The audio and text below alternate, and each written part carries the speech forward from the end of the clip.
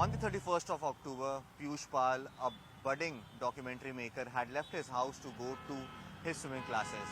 And while he was returning back, who knew that he'll meet with an accident due to which he'll lose his life?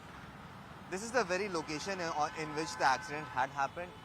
What sources have confirmed to CNN News 18 is that Piyush Pal was actually returning from his swimming classes when at this very spot, at this very juncture out here in South Delhi's Panchsheel Park, he met with an accident. The accident happened at approximately 9:30 p.m. in the night, whereas the first PCR call was made at 10:11 p.m., which means for at least half an hour, the Piyush Pal was actually lying on the roads with his injured body, whereas no one came out to help him. Currently, I am being joined by one of the eyewitnesses, Mr. Raju. He was present over here on that very day when the accident had happened. Although he did not see the accident happening, but yes, he saw the aftermath of the accident. Raju ji, ये बताया जा रहा है कि जो body थी वो काफी देर तक यहाँ पड़ी रही थी, पीसीआर नहीं आई थी, एम्बुलेंस नहीं आई थी. क्या देखा आपने और क्या हुआ था उस दिन? ऐसा है कि जब मैं यहाँ पे यहीं पे पास में ड्यूटी करता हूँ मैं, तो मैं जा रहा था तो यहाँ पे काफी भीड़ लगी हुई थी. मैंने देखा यहाँ एक बंदा पड़ा हुआ था और लगभग 10 से 12 मिनट तक तो मैं यहाँ पे रुका था. उसके बाद मैं चला गया था, लेकिन उसके बावजूद भी मैं बाहर सड़क क्रॉस करके मैंने देखा काफी देर तक पड़ी रही थी. कितने बजे की बात होगी, कितने बजे घटना हुई, कितने बजे आपने देखा? ये लगभग जब मैं यहाँ पे पहुंचा था तो 8, 10 या 15 क्या ऐसे ही है बात. अच्छा, हाँ. तो यहाँ काफी लोग खड़े थे. अंदाजन 8 बजे मेरी ड्यूटी खत्म होती है, उसके 10-15 मिनट के बाद ही 10 मिनट लगते हैं वहाँ से यहाँ. अच्छा, तो यहाँ बताया जा रहा है कि काफी लोग खड़े थे यहाँ पर, लेकिन किसी ने पुलिस को फोन नहीं किया, इन्फॉर्म नहीं किया. डॉक्टरों का ये कहना है कि अगर पहले इन्फॉर्म करते थे, पहले ले जाते, हो सकता है जान बच सकती थी. क्या देखा, क्या हुआ था? बाइक वाले लोग तो बहुत सारे यहाँ पे खड़े थे, लगा भी रहे थे फोन. अब पता नहीं क्यों नहीं वहाँ पीसीआर को फोन लगा या क्या हुआ. मतलब काफी लोग लेके कोई इधर भाग रहा, कोई इधर लगाओ भाई फोन लगाओ कह रहे थे लोग. हाँ जी. और ये तो हमने भी इसलिए नहीं फोन करा था कि भाई किसी न किसी ने कर दिया होगा. और ये भी बताया जा रहा है कि कुछ सामान भी था, उनका फोन, मोबाइल फोन उनका, उनके बाइक पे कैमरा था, वो भी कुछ लोगों ने लूट लिया शायद. तो ऐसा कुछ होते हुए देखा था आपने? नहीं, मैंने नहीं देखा था जी. मैंने तो उनको वहाँ पड़ा हुआ देखा था. अच्छा. और क्या कहते हैं, वो पूरा फेस खून से लथपथ था और काफी भीड़ हो गई थी. बहुत बहुत धन्यवाद बात करने के लिए हमसे. So as you heard there, he was one of the eyewitnesses who came out here and saw just minutes after the accident has happened. What he thought is that someone else might have called the police or the ambulance.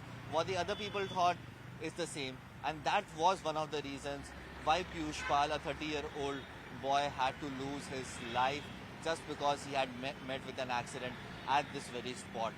Another case of civic apathy coming from the national capital, yet again raising the question on the conscience of the people out here as to why did not no one actually try and inform the police at the earlier so that the life of the victim, the deceased Piyush Pal, could have been saved. Because what the doctors say, or in fact what the doctors have told his family members, is that if at all that call or if his body, injured body, would have reached the hospital at least 15 to 20 minutes ago or half an hour before he managed to reach there, probably his life could have been saved. This is definitely a case of civic apathy, but yes, there are also good Samaritans who actually come out and try to help people who are in that need.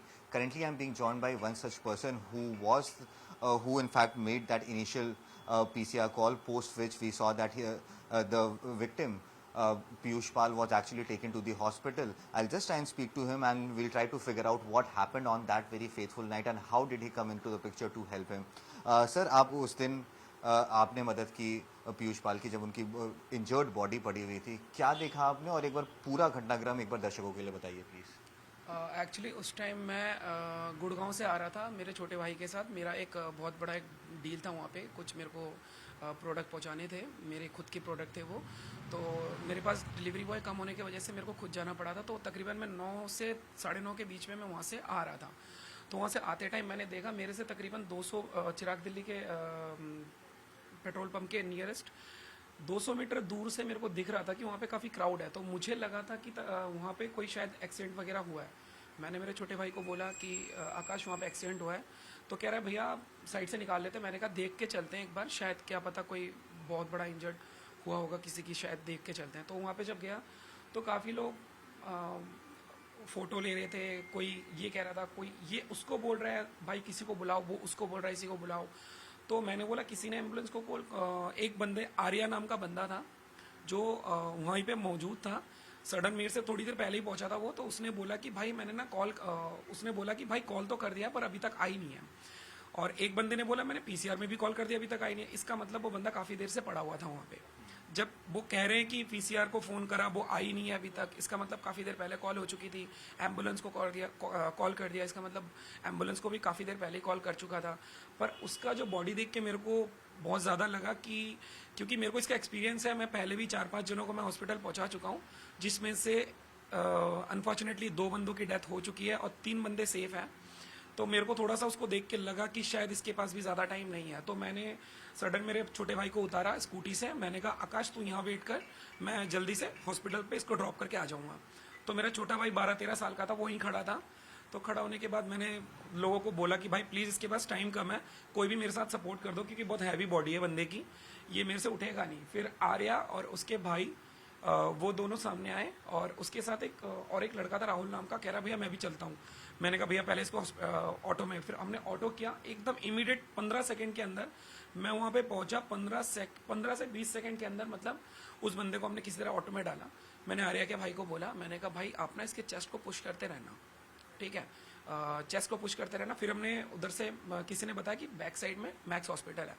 तो हमने क्या किया, traffic का time था, हमने wrong side ही लेना शुरू कर दिया। मैं आगे था, ऑटो मेरे पीछे, उसके पीछे आर्या, और आर्या का भाई उसको पंप कर रहा था या ऑटो के अंदर था, और एक लड़का था वो बाहर था। तो ऐसे करके हम मैक्स तक पहुंचे किसी तरीके से, क्योंकि मैं बहुत थक गया था वो रॉन्ग साइड क्लियर करते करते, स्कूटी पे हटाते। तो फिर मैक्स तक पहुंचे। मैक्स तक पहुंचने के बाद मैक्स के जो वॉचमैन थे उन्होंने बोला भैया ये 6 बजे बंद हो जाता है, यहाँ पे जितनी भी डॉक्टर की टीम आती है वो 6 बजे तक चली जाती है, अभी यहाँ पे कोई नहीं है, सिर्फ हम वॉचमैन हैं। तो कह रहे आप साकेत वाली पे ले जाओ। हम साकेत वाली पे लेके गए। साकेत वाली जाने से पहले मैंने देखा कि भाई ज़्यादा टाइम भी नहीं है हमारे पास, तो मेरे को ना PSRI हॉस्पिटल दिखा बोर्ड। मैंने आर्या को बोला, क्योंकि मैं और आर्या ही लीड कर रहे थे आगे की तरफ, मैं आर्या को पता था मैक्स हॉस्पिटल साकेत में।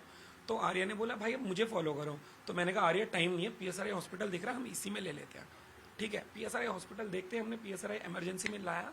लाने के बाद उसके हार्ट बीट और कम हो गए थे, वो बंदा बहुत स्लोली मतलब अपनी सांसें ले रहा था, बहुत स्लोली सांसें ले रहा था। हमने उसे किसी तरीके से उठा के उसको स्ट्रेचर पे रख के फिर उसको अंदर वेंटिलेटर पे लेके गए। वेंटिलेटर पे ले जाने के बाद कुछ नर्स की टीम आई, उन्होंने देखा इसके ऑक्सीजन लेवल तब 58 था, 92 से 58 पे आ गया, मतलब उसकी सांसें ऑलमोस्ट जा रही थी धीरे धीरे, और उसके हार्ट बीट भी बहुत कम हो चुके थे।